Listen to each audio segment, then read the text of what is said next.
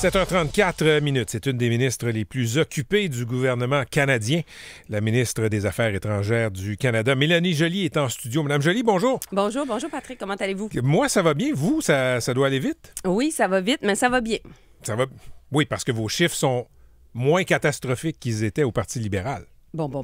Là, il faut pas présumer de mon humeur ce matin lié au sort de mon parti. En effet, le Parti libéral va bien, mais c'est pas comme s'il n'y avait pas eu des changements au Parti libéral du Canada. Non, je comprends, Mme Joly. On a quand même un nouveau chef. chef. Je comprends. Et puis, on est capable de bien gérer le dossier américain. Mais l'élection de Trump, je pense que personne ne va dire que c'était bon pour le Canada, mais on pourrait dire que c'est une bonne chose pour le Parti libéral du Canada. Bien, nous, tout ce qui est bon pour le Canada, c'est bon pour le Parti libéral du Canada. Donc, nous, on travaille pour justement avoir la meilleure personne qui va pouvoir affronter Trump, puis aussi défendre la souveraineté du Canada. Puis, bien entendu, M. Carney va être soutenu par une équipe, dont plusieurs ministres au Québec et dont la députée Dunsink Cartierville, qui parle à la troisième personne présentement. Oui, faites pas ça, c'est jamais bien vu. On va parler des dossiers très chauds qui concernent le Canada, le reste du monde. Là. Oui. Mais je veux qu'on parle de Mark Carney. Oui. M. Carney n'est pas venu me voir. Je vais vous dire, je le prends pas mal, mais je le vois pas beaucoup au Québec non plus. De quoi il a peur? Bon, M. Carney est un homme très occupé. Ça me fait plaisir de passer le message, Patrick. Il y a eu le temps qu'il vienne vous voir. Il y a eu le temps d'aller à des émissions américaines. Son objectif, ça va être de venir au Québec et j'ai bien hâte de le voir bientôt, très bientôt, en faire à Montréal. OK. Puis son français, là, sur une échelle de 1 à le personnage de RBO de Wayne Gretzky, M. Carney, son français, il est comment? Le français de M. Carney est un français très, très bon, d'un anglophone. Et puis, je pense qu'il, bien entendu, va continuer à le pratiquer. Mais ce que je peux vous dire, par contre, c'est qu'il y a une très forte équipe québécoise avec des ministres brillants comme Stephen Guilbeault, comme aussi François-Philippe Champagne, mais aussi des nouveaux candidats comme Carlos Letao, qui se présente à Laval, et une femme extraordinaire que j'aime beaucoup, Nathalie Provost, qui est... la survivante de Polytechnique. Oui, exactement, qui se présente aussi dans le coin de Saint-Bernard-de-la-Colle. Je lisais dans la Gazette ce matin que vous parlez français, Mme Joly, avec M. Carney. Oui. On parle même on évoque même le titre de tutrice en français. Ben là... C'est vrai? Je sais pas qui a dit ça à la presse. À la Gazette. À la Gazette. Ouais. Ah, OK, j'ai pas vu ça ce matin. Mais ce que je peux vous dire, c'est que j'ai parlé beaucoup du Québec avec Mark Carney parce qu'avant de le soutenir, et j'étais la première ministre du cabinet à le soutenir, j'ai voulu valider certaines choses liées au Québec. Son français. Pour moi, j'ai été ministre des langues officielles pendant des années. La reconnaissance, la protection du français, c'est au cœur de mon engagement. Donc, je voulais m'assurer qu'on soit sur le même tableau à ce niveau-là. Puis, en effet, il s'est engagé à le faire. Vous savez... Mais il connaît le Québec? Il connaît le Québec. Il a été gouverneur de la Banque du Canada pendant des années. Il connaît beaucoup les acteurs économiques au Québec, je vous dirais. Mais il n'y a pas des grandes racines au Québec. C'est pas le politicien qui a les plus grandes racines au Québec. Je ne vais pas vous mentir ce matin. Oui. Mais lorsqu'on fait de la politique fédérale, Patrick, ce qui est important, c'est qu'on ait beaucoup d'alliés au pays. On ne s'attend pas à ce que tout le monde, par exemple, soit des francophones. On vit dans un pays bilingue où on sait que les francophones sont environ 25 %, un petit peu moins, de toute la population. Mais ce qu'on a besoin comme francophones, c'est des personnes qui vont respecter nos droits, qui vont les soutenir, qui vont nous aider à les défendre. Et bref, on a besoin d'alliés. Et Mark Carney est un allié des francophones et du Québec. Parlant d'alliés, j'ai vu, on va aller sur vos thèmes là, aux relations extérieures, Mme Joly. Oui. Le Canada a acheté de la publicité aux États-Unis. Oui, tout à fait. Quels États ont été ciblés?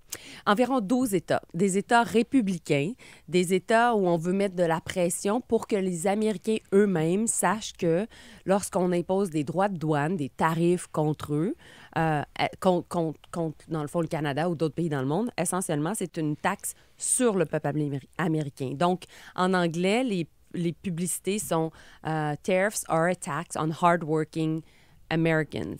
Et donc, ça veut dire les droits de douane sont une taxe sur les Américains qui travaillent fort. On vise, dans le fond, ces 12 États-là, comme par exemple la Floride, la Géorgie, l'Ohio, la Pennsylvanie, le Nevada, le New Hampshire. Donc, vous voyez un peu le type d'État américain. C'est très, très large. C'est des panneaux de bord d'autoroute, là. Oui, c'est ça. C'est des énormes panneaux réclames. Pourquoi vous n'avez pas pris des pubs à la télé? Bien, on a commencé comme ça parce qu'on a... Il y a eu des spots publicitaires à la télé? L'Ontario a fait des spots publicitaires à la télé. Mais pas le fédéral. Nous, on a décidé d'aller plus large. On pensait que l'impact serait encore plus grand pour, par exemple, des personnes qui ne regardent pas la télévision, pour des personnes qui peuvent se retrouver aux États-Unis. On le sait, il y a Fox News, il y a CNN, il y a MSNBC. C'est, somme toute, assez polarisé, dépendant de ce que tu regardes comme chaîne télé. Parfois, c'est en lien avec comment je peux dire, pour qui tu votes, ton allégeance politique. Et donc, nous, on voulait aller très large et c'est pour ça qu'on a pris des panneaux réclames. Madame Joly, ça fait 4 mois que le président Trump, là, grosso modo, est arrivé au pouvoir. Qui a été élu et qui a commencé sa rhétorique assez agressive envers le Canada, qui a promis des tarifs. Là, ça fait 4 mois qu'il y a des représentations, qu'on fait du lobbying, qu'on parle aux gouverneurs, aux sénateurs, qu'on parle aux gens d'affaires, etc. Dites-moi, donnez-moi une preuve que ça marche. Oui, bien justement, je parlais avec plusieurs sénateurs républicains la semaine passée, dont un de mes bons contacts et amis, Lindsey Graham, qui est très proche de Trump. Il me disait 2 choses. Premièrement, si on regarde les sondages, la confiance du peuple américain envers l'administration de l'économie par le président Trump a diminué de 11 %. Ce qui fait en sorte de frustrer plusieurs sénateurs, plusieurs représentants à la Chambre des représentants républicains. Deuxièmement, à cause justement de ce manque de confiance-là, de cette érosion de la confiance des Américains envers leur président sur l'économie, qui est la plus grande question, Patrick, il commence à avoir une division entre le mouvement MAGA et les républicains plus traditionnels qui eux-mêmes sont normalement ce qu'on appellerait en anglais des free traders, des gens en faveur du libre-échange. Et c'est exactement ce qu'on veut. On veut que la pression continue.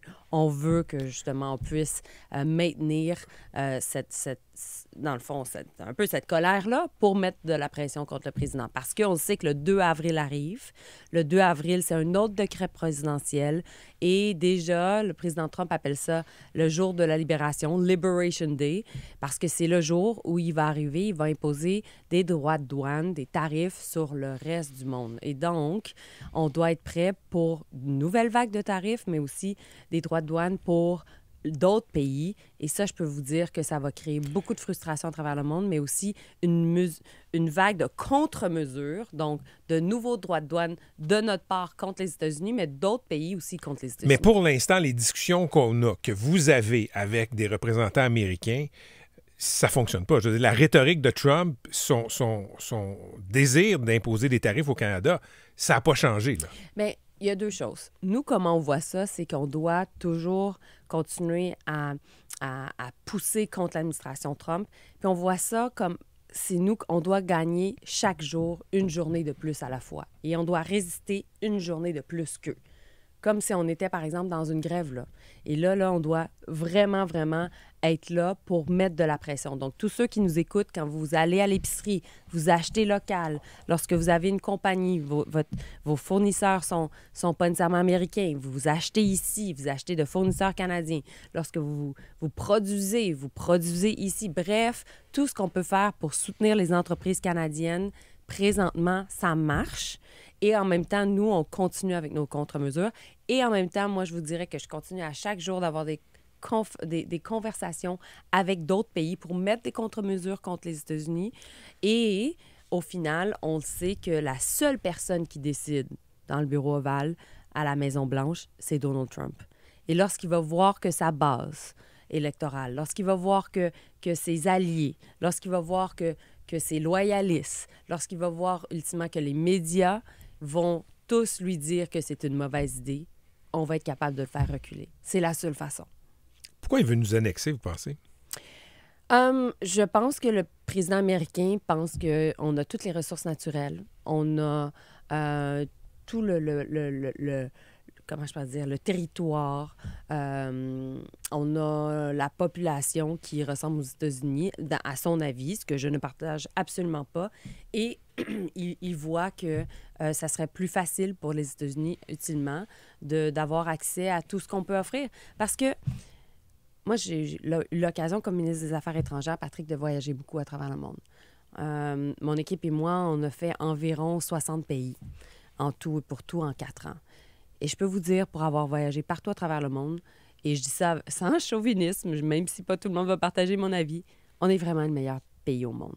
Parce qu'on a tout ce qu'un pays rêverait d'avoir en termes de ressources naturelles, d'eau, d'énergie, de climat. Bon, climat, on va faire peut-être une petite parenthèse. Environnement propre, de population éduquée, avec des programmes sociaux qui ne sont pas parfaits, je le sais, mais somme toute, on est un pays démocratique et stable, puis on est capable, même lorsqu'on a des différences, de trouver une façon de les résoudre de façon très pacifique. Bref, quand on se compare, on peut être vraiment, vraiment fiers. Mais, Mme Joly, vous entendez les propos de Donald Trump. Oui. C'est belliqueux, c'est agressif. Oui. Et il y a des gens qui nous écoutent. Moi, on m'arrête de m'en parler dans la rue. On m'écrit.